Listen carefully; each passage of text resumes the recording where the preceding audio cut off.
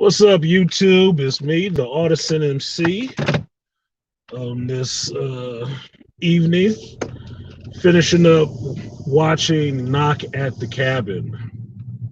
Like, share, subscribe, support the stream if you feel so inclined. And I'll be getting to us while I go ahead and drive home. So, Knock at the Cabin. I saw the trailer for this movie last year I think it was when I saw the menu. I believe it was the menu. And it looked interesting. Now, say this off the bat, I am a mark for the M. Night Shyamalan movie, TV show. I don't care what he's doing. I will watch it because dude has always been good to me. Misunderstood, set upon by Hollywood because he does things his own way and makes his own ideas. But I like originality and I like people that have their own vision, and he does that every time. Now, this one is a take off because it is a adaptation from a book, right? It's not his original story or something like that he made up. Excuse me. It is something that he read and decided to make a movie on, which I'm fine with that. You know, some people do well with doing that and others, don't. But that's the way you get a lot of good novels coming to the forefront as a movie that makes you want to go back and actually read the book. Perfect example of this is The Edge of Tomorrow with Tom Cruise. After seeing that movie and thinking it was all cool and all the rest of that, you find out that it was a book by a Japanese author called All You Need Is Kill. Then you want to go back and read that, which is a good read. It takes you deeper into that world. So this is what movies, a 2-hour format, can be good for sometimes, is giving you a little bit of exposure to what this story is actually about and what this world is in a condensed way, to pique your interest enough to go back and actually read the original work and delve into the world fully, right? So, Knock on the Cabin stars Dave Bautista, which I am very happy for, because Dave Bautista is getting his money in Hollywood right now, and he seems to want to do, I wouldn't say almost any role, but he wants to do challenging roles. And this one was a good role for him because he got to show a lot more emotion than he showed as Drax or anything like that, or just being the big heavy. That wasn't what he was doing. He was actually acting, which I bought. I bought it, right? It also stars Rupert Grint, who you'll remember from Harry Potter line, and Jonathan Goff, who I keep forgetting what movie I saw him in recently. I'm forgetting what movie I saw him in recently. Keep getting his face mixed up in my head. Oh, now I know what it is. That fucking shitty ass Matrix movie. Oh my God, that's what it was. He was the Smith. He was the new Agent Smith in Matrix Resurrected. Oh my God. Now I remember. Damn, I saw that movie in the same theater. Oh, goodness gracious. Oh shit. I'm sorry. That just came to me. Anyway. A couple other actors I have not seen before, but they starred in it. The setup is you meet this young girl named Wynn. And Wynn is a little Asian girl in the cabin collecting grasshoppers and whatnot, right? And out of the woods walks Dave Bautista's character of Leonard. Big mountain of a dude. One of the things they do well with Dave Bautista is when he walks, it sounds like the Batman movie with Robert Pattinson. When he walks, you just hear it. It's like, this motherfucker is huge. Like the sound design really played that up. And every time this dude walks, you think something is definitely looming when he comes, right?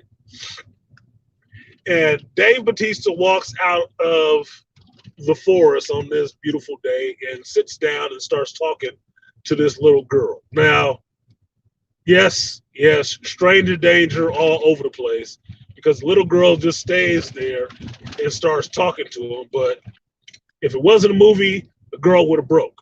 Okay, she would have been out of there a long time ago, right? But because it's a movie, you have to have the setup. He's actually being nice and talking to her. You think something really ill is going to happen. It doesn't. They just have a conversation, but you see that he is, on edge a little bit about something, right?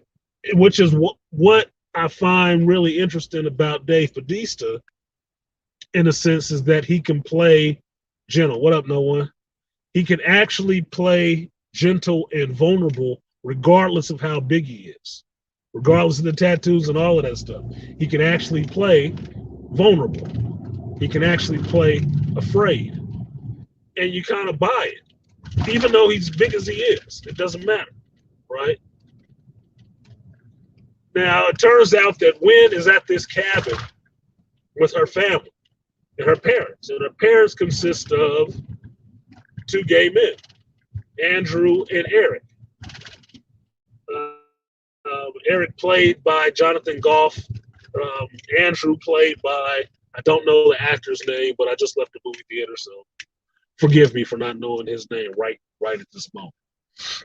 And during the course of Dave Leonard's conversation with Wynn, he lets him know that her family has a very important job this day. And soon enough, he's joined by three other people walking out of the forest with some types of weapons in their hands, right? And this freaks out Wynn, so she goes ahead and runs inside. Now, once inside, she calls her dads in, and they come into the house and lock all the doors and stuff. And now you get the setting of the scene that these four people out on the porch want to come in, three people on the inside, two adults do not want to let them in, but the people outside are saying there is a time crunch. There are some things that need to be happening right now, and this needs to happen. Now, by hook or by crook, they actually end up in the house. And Eric and Andrew end up tied up in the living room with Wynn sitting there. And the four people that are there, Leonard, Redmond, played by Rupert Grint, Sabrina, and I think the other chick's name was Allison, explain to Eric and Andrew who they are, where they've come from, what visions they've been seeing, and what the task is that they are there for, which is Andrew, Eric, and Wynn have to decide on the fate of humanity and stop the apocalypse. And the only way to stop the apocalypse is that one of them is going to have to decide to sacrifice themselves and be killed by the other members of their family. Now, that alone in a trailer as a setup was like, what the fuck? I gotta see what the hell is going on. Wait, what? It's a little girl here. What do you mean? Right? And this is where the fact that the two of these parents are gay men actually plays in an interesting way because they're two men. So it's not an automatic one-off on who's going to sacrifice themselves. It's not an automatic. It's not, right? Because you think if it was a male and a female, you know the guy, it's a movie, the guy would say, I'll sacrifice myself, dear. You and our adopted Asian daughter, go on and live your life and be free. Nah, it's two dudes. Nah, bro. That's not the way it's going down. It's not the way it's going down. It's going to be some convincing that got to happen, right? So during the course of this movie, you get to know each one of these characters that has come to the cabin, some of which through quick flashbacks, but otherwise, it's all happening within that one location of the cabin. And for the most part, what up, Big Scoop? For the most part, Leonard and crew are not there to hurt Eric and Andrew and Wynn. They're not there to hurt them. They just will not let them leave that cabin. They have to decide. They can't leave. They have to make a choice. And it sets apart an interesting little dilemma is that they're there, they're tied up, and they want to see this, right? And they turn on the TV and they show them events happening in the world that they just described to Eric and Andrew that would happen if they didn't make a choice. And the first one is massive earthquakes on the Pacific, in the Pacific Ocean, on the fault lines, causing tsunamis in places like Oregon and Alaska, which seems ridiculous, right? And Andrew doesn't believe it, right? He doesn't want to believe this shit. It sounds ridiculous that these people must all be fucking delusional coming with this story and whatnot, right? But what happens right before that, I messed up a little bit. What happens right before that is that one of the four is impatient.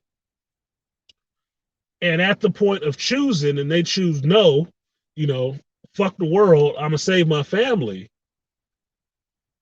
This person dons a white mask, kneels down in front of the other three people, and they kill him in front of Eric and Andrew and Wynn. But they turn the little girl's head because she doesn't need to see that, right?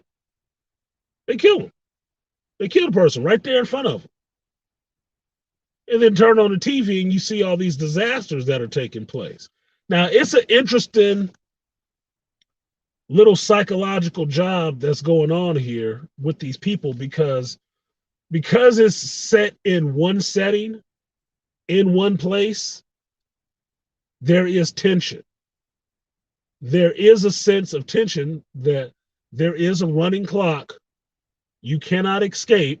You're in this one small place with these people and you're not leaving. You have to make a decision.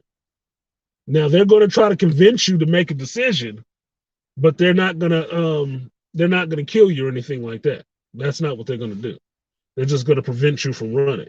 And it sets up an interesting damn dilemma because now from being in this cabin, they know each one of these people's names, who they are, where they've come from, what they do in their life, what they care about, what they love, all that crap.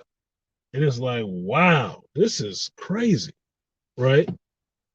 But you also get Eric and Andrew's story of what they've been through before coming to this cabin and what their life was beforehand and why, you know, all this seems like bullshit to them, that they're just being targeted because they are gay, right?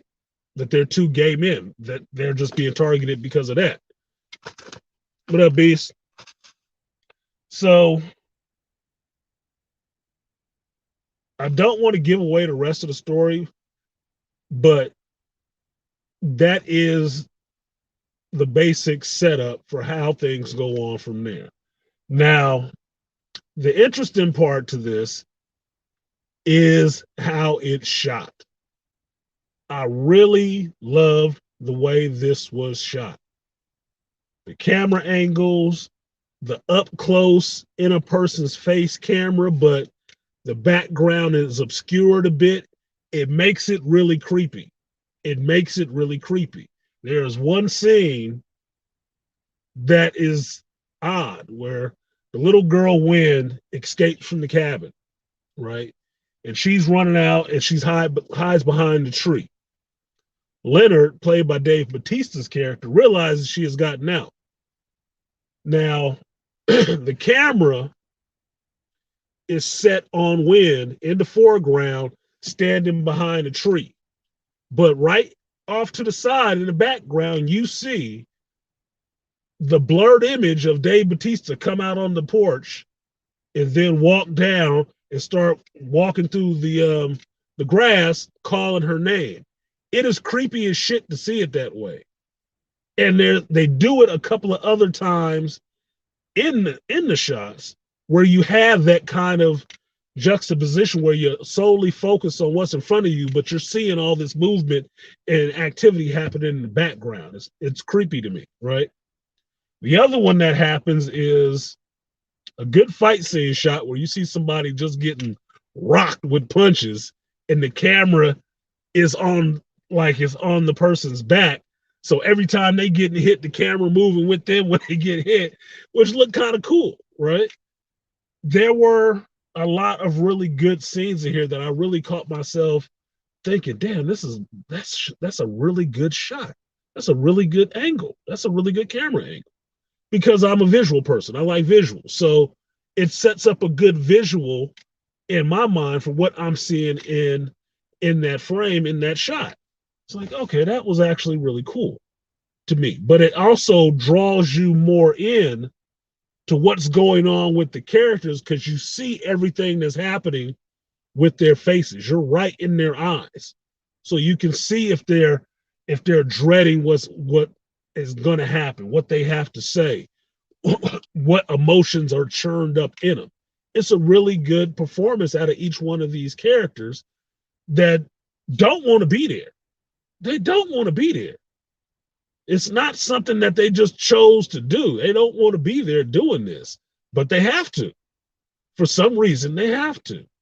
And that in and of itself is why I'm like, okay, this was a good movie. This was a good movie. Because this is my first time to the movies in 2023. This is the movie I saw. And with this being the first one I saw, it's off to a good start. It's off to a good start for this movie watching season. I like this movie. I liked it so much. I want to go back and watch Old and make sure I give you guys the review for Old, M. Night Shyamalan's last movie, because I never did a review for it. And I told you, I was having a stress reaction watching that movie, and I never had that before. I had to get up and leave the theater for a minute like, man, am I palpitating? What the It was tense. It was some tense shit happening. it was just weird. Other people in the theater was getting up and taking a breather too, because it was messing with something with inside of people internally. It was messing with them. So this one, knock at the cabin, clever. I actually want to go back and read the original story that the movie came from, because I want to see how much more detail is in this story, how much longer it went on. Because the movie is only an hour and 40 minutes, I think things got streamlined a lot and compacted. But I think some of these scenes in the written word will probably go on a lot longer, which would make it more freaking tense. I need to know. I need to know that, because there's some other stuff in that story in the movie that I think that leads to more explanation. We need some more explanation to what was going on with that, because that's the one little thing I think about that was left hanging, is like there's a connection somewhere. It's proven, but you don't say why. I need to know why.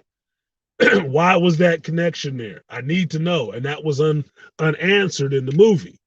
So I'm like, I gotta know. I gotta know. It was way too interesting for me, right? What up, Dr. T?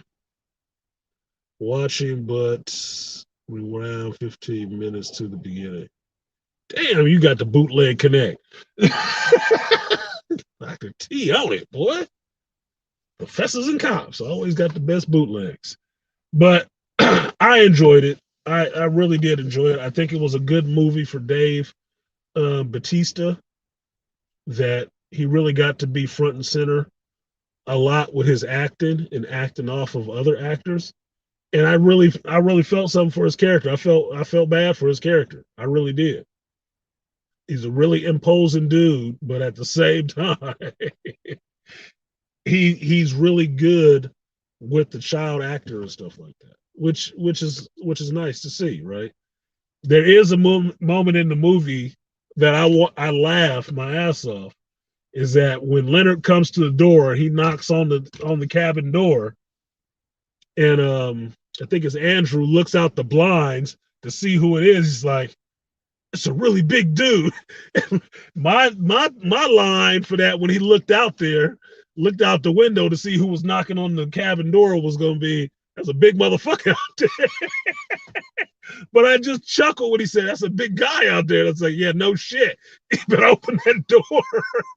He only knocking to be nice. He looked like he could rip it off the hinges. That was funny to me, but it just plays on how big Dave Batista is and the role he's playing. He's not being no big heavy. He's not there being the big heavy. That's not what he's there for. He's having a lot more emotional stuff going on with him being there for this, and he's stuck in this mode of having to do this stuff. He doesn't want to. So it was very, very interesting. I liked it. Like I said, I'm a mark for M. Night Shyamalan. I don't think he gets enough credit. People make it really easy to shit on him a lot for the movies that he does and the projects that he picks in his shots. And most people shit on him for like one thing only. Most millennials do, and it's for the last Airbender movie. Like, look, man, I'm not blaming him for that shit. I'm not. Nobody would have made it. Nobody would have made it. That's why you ain't getting the sequel. Nobody wanted to make that shit. Okay, he was the only one who wanted to make it, and you can thank his children for even him wanting to even do that much. I don't think it was that damn bad. It's supposed to be a trilogy. It was one movie. Name the trilogy of movies where the first one was like, wasn't really there. Shut the fuck up. Anyway, that's just me. That's just my critique on the M. Night Shyamalan movie that nobody liked. But other than that, I enjoyed it. I recommend you watching it if you feel like it. If you don't fuck with M. Night, well, don't watch the shit. It's perfectly fine. You don't have to.